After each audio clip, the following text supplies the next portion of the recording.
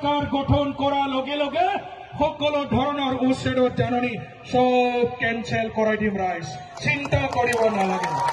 BPL সৰকাৰ গঠন কৰাৰ লগে লগে উচ্ছেদৰ জাননী আমি সব কেঞ্চেল কৰাই দিম।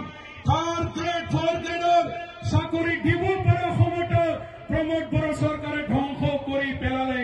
CSB বোৰ্ডক ভংগ কৰি মানে সেন্ট্ৰাল ৰিক্ৰুটমেন্ট বোৰ্ড CRB নামেৰে এটা মানে বোৰ্ড গঠন কৰিলে, কিন্তু আজিও অসমৰ গভৰ্ণৰে এপ্ৰুভ কৰা নাই।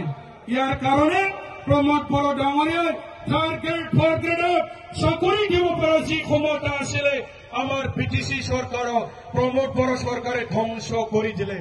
আমার সরকার গঠন করার লগে লগে আমার স্থানীয় যুবক যুবতী সকলে যাতে চাকরি পাবলৈ সক্ষম হয়, তার কারণে থার্ড গ্রেড ফোর্থ গ্ৰেডৰ চাকৰি দিব পৰা ক্ষমতা আমি 24 ঘণ্টাৰ ভিতৰত আকৌ আমি ঘূৰাই আনিম। লাগে না নাই?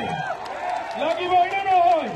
বাহিৰৰ মানুহ কোটি কোটি টকাৰ কাম দিছে, প্ৰমোদ বড়ো ডাঙৰীয়াই হাজাৰ হাজাৰ কোটি টকাৰ সাপ্লাইৰ কাম, কোচবিহাৰৰ মানুহ, বেংগলৰ মানুহ, গুৱাহাটী, তেজপুৰ, নগাঁও, মৰিগাঁও সকলো বাহিৰৰ মানুহ কাম দিয়াৰ ফলত আমাৰ স্থানীয় যুৱকসকলে আৰ্থিকভাৱে